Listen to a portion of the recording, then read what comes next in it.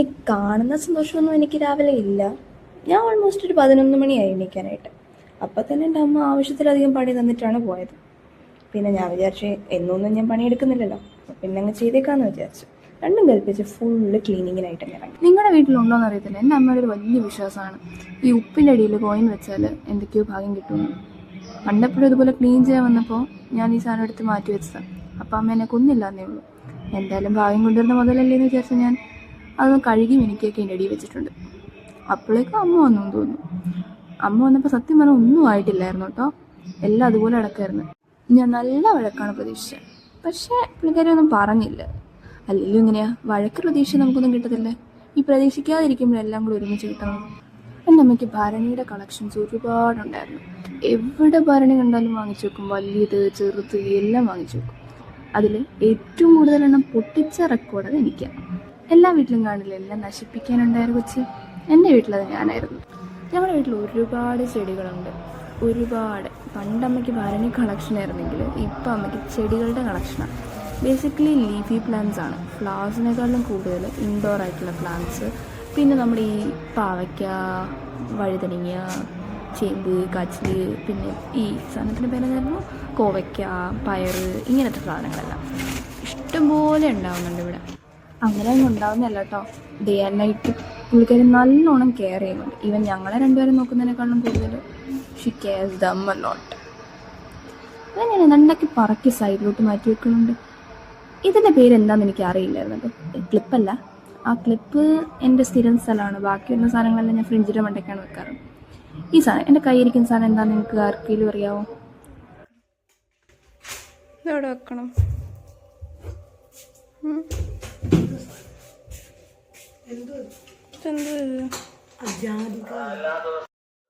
പണി കഴിഞ്ഞാൽ കൂലി വേണമല്ലോ. അൽഫാമാണ് ചോദിച്ചത്, പക്ഷേ കിട്ടിയത് ഇതായിപ്പോയി. അത് കഴിച്ച് ടൈം നോക്കിയപ്പോഴാണ് 1 മണിയാവുന്നു. 11 മണിക്ക് എണീച്ചാൽ ഞാൻ 1 മണി വരെ എന്താ ചെയ്തതെന്ന് കണ്ടില്ല.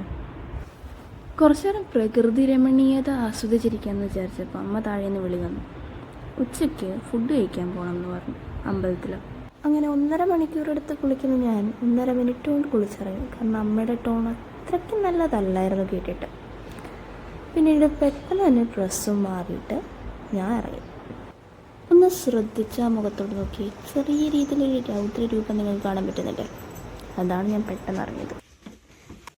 ആക്കലിപ്പോൾ എന്നോട് മാത്രമല്ല ചെടിയോടും കാണിക്കുന്നത് നിങ്ങൾക്കിവിടെ കാണാൻ പറ്റും.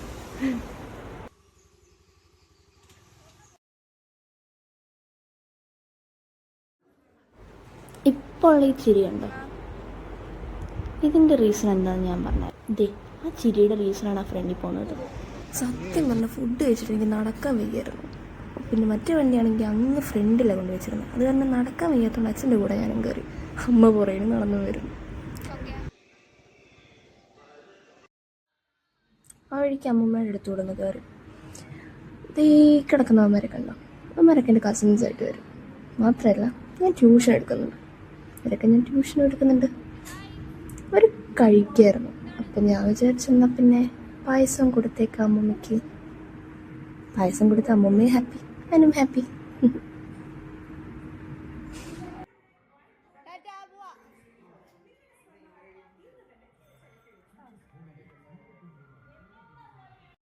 അമ്മമ്മയുടെ അടുത്തൊന്ന് ഇറങ്ങിയപ്പോഴേ ഞാൻ ആദ്യം തന്നെ ഓടി അച്ഛൻ്റെ കൂടെ കയറി. ഫസ്റ്റ് വീട്ടിൽ ചെന്ന് കിടന്ന് ഉറങ്ങാമല്ലോ. പക്ഷെ ഞങ്ങളെ കാത്തിരുന്നത് വേറൊന്നായിരുന്നു. വീട്ടിലെത്തിയപ്പോഴായിരുന്നു താക്കോൽ അമ്മയുടെ കയ്യിലായിരുന്നു. അപ്പോൾ ഞങ്ങൾക്ക് വീട്ടിൽ കയറാനും പറ്റില്ല, വെറുതെ പ്രകൃതി നോക്കി ഇങ്ങനെ ഇരിക്കുക. ഇന്ന് ഫുള്ള് പ്രകൃതി നോട്ടം മാത്രമേ എൻ്റെ നടന്നിട്ടുള്ളൂ. ഇതാ ഇത്രയും ചെടി പുറത്തുള്ളത് പോരാത്തതിന് എൻ്റെ അമ്മ പുതിയ ചെടിയെല്ലാം വാങ്ങി വെച്ചിരിക്കുക. ഇതെല്ലാം എനിക്ക് നോക്കിയിട്ട് ഒരുപോലെ ആയിരിക്കണം. പ്രത്യേകിച്ച് ഈ 2 കണ്ട, ഇത് 2 ഒന്നല്ലേ. പക്ഷെ എൻ്റെ അമ്മ പറയുന്നത് 2 വേറെ വേറെയാണെന്നാ. ഇവനെൻ്റെ അച്ഛനും ഉണ്ട് ഇതേ ഡൗട്ട്. ഈ അച്ഛൻ ഇതെന്ത് കൂത്താന്ന് എനിക്കറിയത്തില്ല. ഇത്രയും നേരം ഉണർന്നിരുന്ന മനുഷ്യൻ അമ്മയുടെ വണ്ടിയുടെ സൗണ്ട് കേട്ടപ്പോൾ ഉറങ്ങിക്കാണിക്കുന്നു.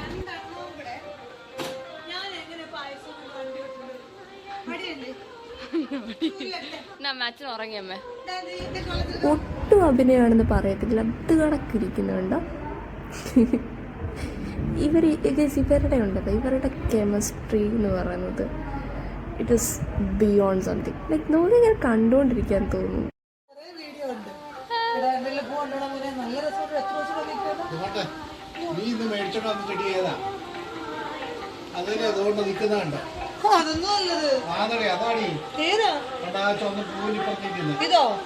ഇതാണ് ഞാൻ പറഞ്ഞത്. അമ്മയ്ക്ക് എല്ലാ ചെടിയും വേറെ വേറെ, പക്ഷെ ഞങ്ങൾക്ക് എല്ലാ ചെടിയും ഒരുപോലെ ഇരിക്കണേ. ഇതെങ്ങനെയാണ് അമ്മയ്ക്ക് മാത്രം വ്യത്യാസമായിട്ട് ഇരിക്കുന്നതെന്ന് എനിക്കിതുവരെ കണ്ടുപിടിക്കാൻ പറ്റിയിട്ടില്ല. എൻ്റെ അച്ഛനും പറ്റിയിട്ടില്ല. നിങ്ങൾക്ക് പറ്റുമെങ്കിൽ നിങ്ങൾ പറ ഗൈസ്.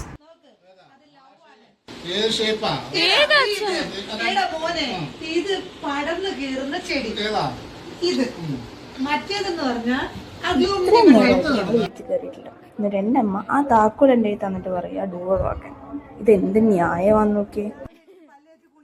വൈകിട്ടുള്ളത് കുളിക്കാം, ഞാൻ തൊഴ ഒന്ന് പല്ല് തേക്കാവൂ, ഒന്ന് നാക്ക് പഠിക്കാം, മനുഷ്യന് നാണം ഇതെല്ലാം ഫേക്ക് ന്യൂസ് ആണ് സ്പ്രെഡ് ചെയ്യുന്നത്. ഇതൊക്കെ ഫേക്ക് ന്യൂസ് ആണ് സ്പ്രെഡ് ചെയ്യുന്നത്. ഞാൻ ഇതെല്ലാം ഞാൻ മുകളിലാണ് താമസിക്കുന്നത്, ഇവർ താഴെയാണ് താമസിക്കുന്നത്. അത് കാരണം ഇവരെന്നെ കാണാറില്ല. എങ്ങനെ നമുക്ക് നമ്മളോട് പറഞ്ഞ ജോലി നേരെ യൂണിവേഴ്സ് അടിക്കാമെന്ന് പഠിച്ച്. ഞാൻ ഈ പണിയെല്ലാം കഴിഞ്ഞ് ടൈം നോക്കിയപ്പോൾ 2:15. ഞാൻ നേരെ പോയി കിടന്ന് ഉറങ്ങാന്ന് വെച്ചപ്പോൾ ഈ ഒരു മണിയിൽ എനിക്ക് ശരിക്കും ഒന്ന് കിടന്ന് ഉറങ്ങിയാൽ മാത്രം മതി. എൻ്റെ ദൈവമേ എങ്ങനെയും ഒന്ന് പെട്ടെന്ന് തീരണേന്ന് പറഞ്ഞുകൊണ്ടാണ് ഞാൻ ഈ പണിയെല്ലാം കാണിക്കുന്നത്. ശരിക്കും അങ്ങോട്ടും ഇങ്ങോട്ടും എല്ലാം ഒന്ന് മാറ്റി വെച്ചു എന്ന് മാത്രമേ ഉള്ളൂ. ഒന്നും ക്ലീൻ ആക്കിയിട്ടില്ല. എനിക്ക് വയ്യായിരുന്നു. ഞാൻ എന്തിനേ ഉറങ്ങണം എന്ന് പറയുന്നത് വെച്ചാൽ ഒരു 4 മണി കഴിഞ്ഞാൽ everything is going to be very hectic for me. അതെന്താണെന്ന് ഐ ഷോ യു. ഞാൻ ഉറങ്ങിയിട്ടില്ല ഗൈസ്. പിന്നെ ഞാൻ ഉറക്കം അഭിനയിക്കാൻ വേണ്ടി ഇങ്ങനെ എണീച്ചൊക്കെ കാണിക്കുന്നതാണ്. താഴെ വന്നപ്പോഴാണ് കുഞ്ഞാറ്റ എത്തിയത്. അവൾ ഉപ്പും മുളകിൻ്റെ ഒരു ഡൈ ഹാർഡ് ഫാനാണ്. നിങ്ങളുടെ വീട്ടിലുണ്ടാവുമല്ലോ ഇങ്ങനെയൊരു രുചി, ഇങ്ങനൊരു മുതൽ.